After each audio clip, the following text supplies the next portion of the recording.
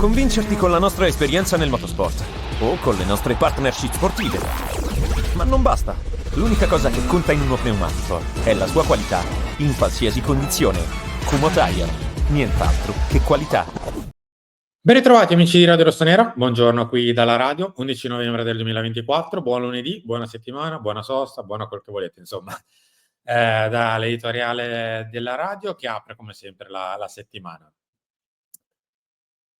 2 settimane di sosta, non bellissime, perché come ci eravamo detti di non intossicarci la sosta, puntualmente ce l'abbiamo fatta, siamo stati perfetti anche questa volta, quasi chirurgici. Grazie a tutti quelli che hanno seguito il post, davvero in tanti, quindi grazie davvero a tutti quelli che l'hanno seguito in diretta e l'hanno recuperato se no nel weekend.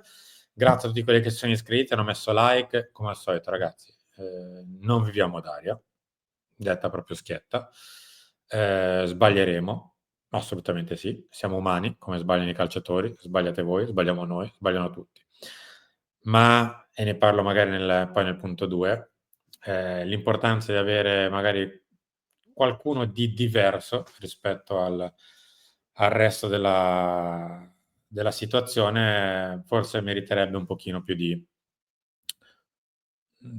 neanche di sostegno, meriterebbe di avere un pochino più di spazio, ma anche da parte dei tifosi stessi, perché è sempre meglio aprire gli occhi prima che farsi male poi. Ma ne parlo poi nel secondo punto, quando farò un esempio in questo. Prima voglio parlare ovviamente del Milan che si trova in una posizione di classifica particolarmente brutta. Non ci sono se e ma, non ci sono asterischi o non ci sono traguardi di tappa parziali, calendari, gli avversari, eccetera, eccetera. Se al giro di boa di novembre, cioè a un terzo di campionato, perché le altre squadre ne hanno fatte 12, cioè praticamente sono esattamente a un terzo, e chi, ad esempio, come noi è a 11, è grosso modo a un terzo comunque della Serie A, e si ritrova ad avere una media punti di 1,6, ha fatto male. Punto. Non ci sono altre parole. A volte bisogna dirsene in faccia le cose per poterle poi affrontare e non girare la testa da un'altra parte. Il Milan in Serie A per ora ha fatto discretamente male. Non ha fatto in una maniera pessima, ma ha fatto discretamente male. Perché 1,6 vuol dire aver camminato non velocemente, avendo perso tanti punti, partite, sconfitte, punti buttati, soprattutto in trasferta, dove il cammino del Milan non è particolarmente positivo, anzi, con errori che si ripetono spesso e che non sono solo e soltanto frutto dell'errore dei singoli. Anche qui dobbiamo uscire un secondo diciamo così, dalla facilità di commentare una partita dicendo è colpa di Tizio, via lui e tutti quelli che lo difendono per 4 partite in panchina. Non funziona così, ragazzi. Lo abbiamo visto sulla nostra pelle, sulla nostra stessa pelle, con Rafael Leao. Rafa, via, in panchina, senza Leao il Milan sicuramente difende meglio, non prende gol, vince, eccetera, eccetera. Poi abbiamo scoperto che non è così. Poi abbiamo scoperto che invece con Rafa le partite, magari, soprattutto quelle un pochino più di spessore, è meglio averlo che non averlo. Abbiamo scoperto che non sono le rincorse di Rafa e Leao il problema per il quale il Milan perde in equilibrio. Oh, ragazzi, intendiamoci. Non chiudiamoci su sto difendendo Leao, non sto facendo questo. Credetemi, non sto facendo questo. Bisogna però far sì che il Milan vinca le partite, non che Tizio ha colpa, Tizio invece è bravo, Caio invece colpa, via. Non funziona così. Questo altrimenti vuol dire pensare che la soluzione di tutti i mali è via un giocatore e sarebbe semplicissimo, chiunque l'avrebbe già fatto. Oppure sarebbe, passatemi il termine, un po' da paraculi, dare la colpa a un giocatore piuttosto che a un altro e non guardare invece dentro di sé e dire: "Ragazzi, però se il Milan ha preso una mezza dozzina di gol, tutti uguali, non sarà colpa di un singolo, e sarà colpa del fatto che giochiamo in una maniera tale che gli avversari ormai dall'inizio della stagione ci pizzicano sempre, sempre, sempre, sempre, sempre sulla nostra destra, cross dall'altra parte che chiude il giocatore e fa gol. E non è questione di Teo che non difende, perché l'ha presa anche Terracciano, e non è questione di Leao che non torna, perché l'ha preso anche Okafor il non rientro, e non è questione di Ciukwese che non torna e non fa crossare, perché in quella posizione di campo, ad esempio, a volte c'è stato Pulisic. Ragazzi, non fermiamoci ai singoli. Purtroppo a questa squadra manca di un equilibrio stabile di squadra, che adesso poi ne parlerò nel quarto punto, questo qua, l'Instant Team, me lo fanno sempre di più, diciamo così, avvicinare a una squadra che per una partita singola è perfetta, perché va in missione, battere l'Inter, battere il Real Madrid, ci si aiuta, si corre, si è disponibile al sacrificio, si fa tutto quello che si può al massimo livello della concentrazione psicofisica, ma non può essere per 38 partite, perché è impossibile farlo per 38 partite. Nessuna squadra è perfetta come il Milan a Madrid o per gran parte del derby per 38 partite. È impossibile.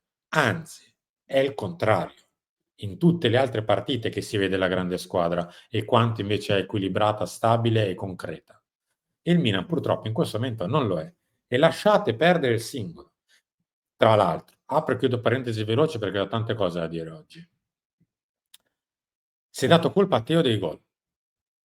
Mi dispiace essere, tra virgolette, in parte sembrerò magari anche arrogante, però ragazzi, nessuno dei 3 gol Teo Hernandez ha colpe.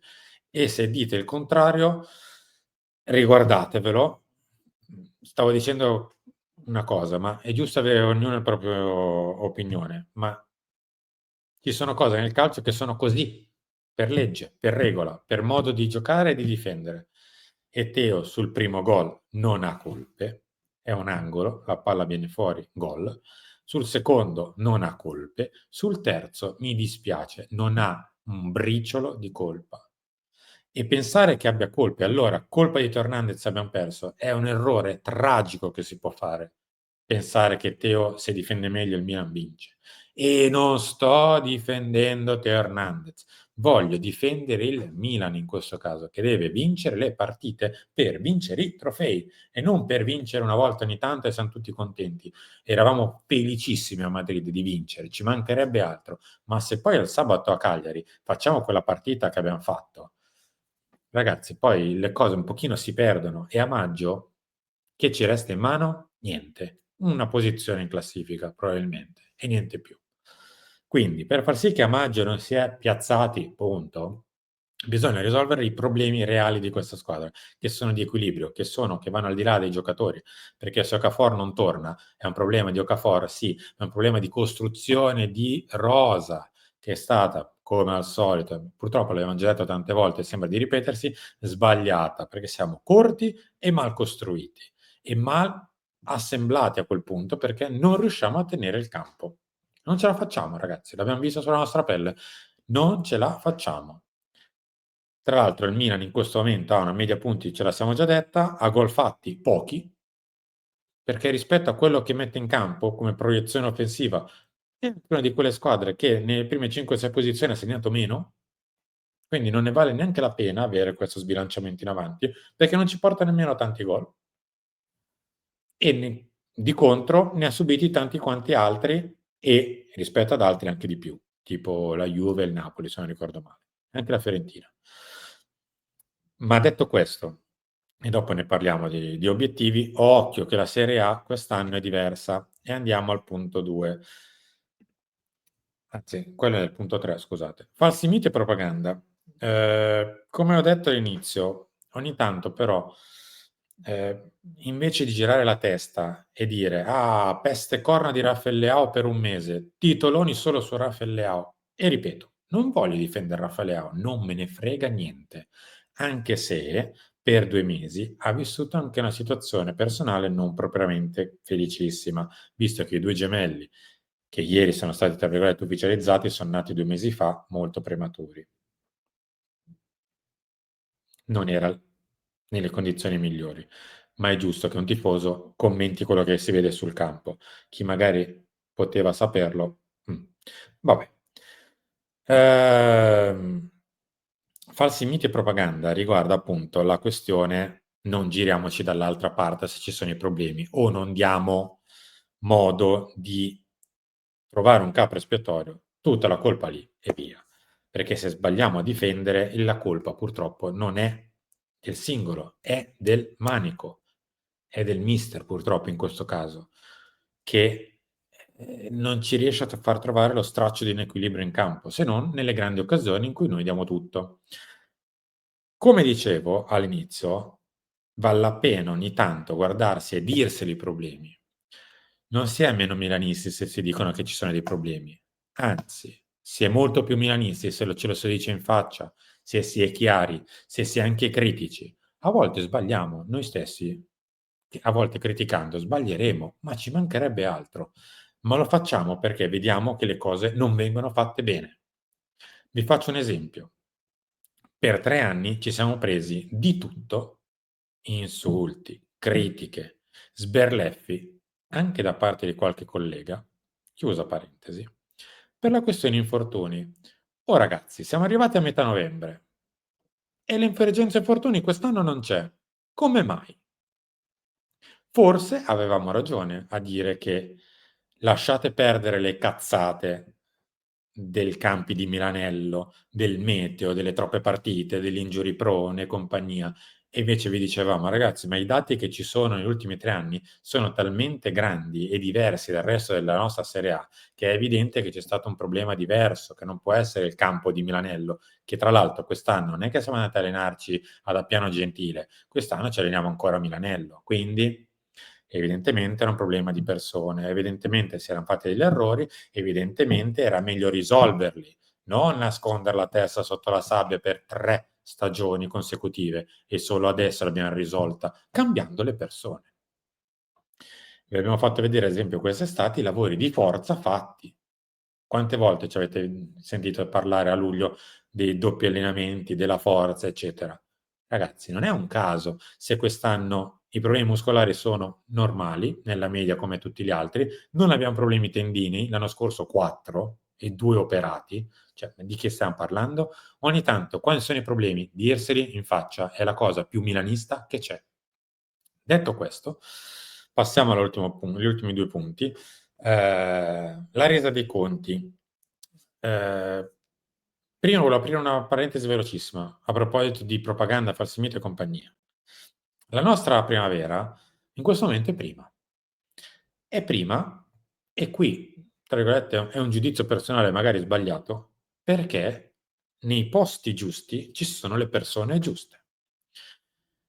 Il direttore sportivo, diciamo così, ovviamente non è il direttore sportivo, ma è il responsabile tecnico del settore giovanile e della primavera in primis, Vergine, è un dirigente con tanta esperienza alle spalle, con tanta capacità, che ha già dimostrato di poter valere quel ruolo, che ha già fatto bene in altre piazze, portato al Milan, ha ereditato ovviamente i giocatori che son cresciuti, li ha mantenuti, li ha fatti crescere negli ultimi 2 anni e tira adesso i risultati. Ha chiamato ad allenare la primavera un allenatore che anche lui ha dimostrato di saper lavorare bene, che ha esperienza in questo settore, eccetera, eccetera, eccetera, ovvero Guidi. Oh, caso strano, anche qui sarà un caso, ma la primavera è prima. Questo per dire che le valutazioni del campo vanno prese da parte di chi ne ha le competenze. L'anno scorso abbiam valutato il campionato dell'anno scorso come ottimo, addirittura pensando di poter tenere l'allenatore precedente, perché stava facendo bene, non capendo che il campionato dell'anno scorso e anche in parte quello di 2 anni prima erano un unicum della Serie A. Era qualcosa che non doveva essere preso, ad esempio, perché tu hai fatto bene e gli altri no. Una squadra che prende parte e vince a febbraio non accade sempre, anzi, accade molto di rado. Questa Serie A ce lo conferma. Ci conferma che ci sono 4, 5, 6 squadre, alcune sopra di te, con una media punti superiore alla tua, che per prenderle devi andare a fare una media quasi da scudetto, da 2-2, 2-3, o loro calare, ci mancherebbe altro, ma loro stan tenendo una media normale da Champions League, tu no. E per andare a fare la media Champions, cioè da 2 a partita tu che sei a 1,6 adesso devi pedalare per davvero e non puoi permetterti lo straccio di un paio di errori, non di più.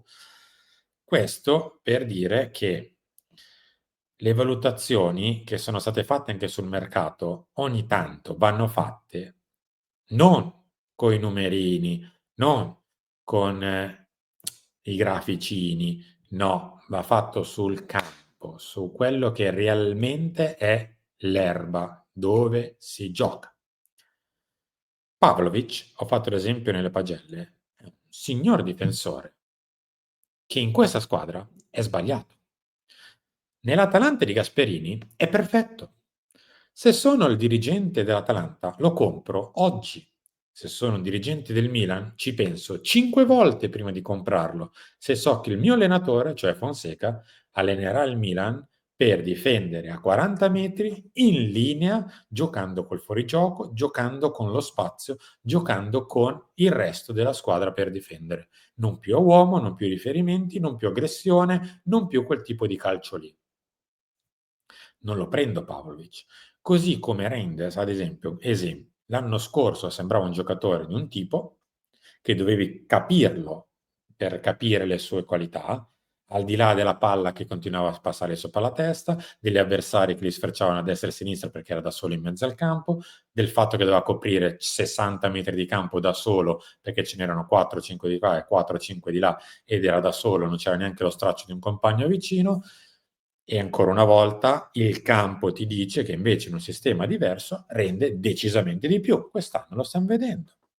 La resa dei conti è purtroppo il fatto che le scelte da parte di chi doveva farle ci stanno penalizzando, perché la rosa, come stiamo vedendo, è cortissima. I due di centrocampo che sono arrivati col fiato corto alle ultime partite, l'ultima quella di Cagliari, ma Fofana per me ha un po' di lingua fuori già da un paio di partite, è perché non ne abbiamo più alte da mettere al posto loro. Perché sugli esterni ci siamo riempiti la bocca di prendere attaccanti esterni, quando invece serviva magari anche un giocatore un pochino più tattico, lasciate perdere Salmacher. X, metteteci voi il nome, ma ci serviva un giocatore del genere per essere più equilibrati e invece no. Attaccanti su attaccanti su attaccanti. Ma non funziona così il calcio. Lo sappiamo perché lo vediamo tutti i giorni, tutti noi.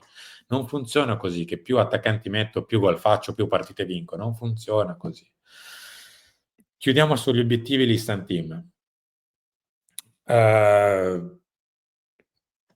Il Milan deve arrivare primo e invece l'11 di novembre si trova a fare i conti per arrivare quarto. Questo già fa capire che c'è un ridimensionamento di quelli che sono al momento gli obiettivi della squadra dichiarati invece dall'allenatore a inizio stagione, perché comunque l'allenatore ha dichiarato di partire per vincere lo scudetto. Poi i dirigenti non lo fanno, ma insomma, non so neanche il perché, ma va bene. Lo fanno fare all'allenatore. Comunque l'allenatore è un tesserato del Milan e quindi dobbiamo prendere per buone le sue parole. Gli obiettivi del Milan all'11 novembre sono diventati diversi. Sono diventati fare la corsa su il posto Champions League, che non è come l'anno scorso. Perché qualcuno calerà, ci mancherebbe altro, magari la Lazio, magari la Fiorentina, non credo né l'Atalanta né la Juve a lungo andare che caleranno. E l'Inter faccio un discorso a parte perché uno dei 4 posti per me ce l'ha, il Napoli per me uno dei 4 posti ce l'ha. Bisogna fare completamente qualcosa di diverso, che non è quello che abbiamo fatto fino adesso, ovvero essere una sorta di instant team.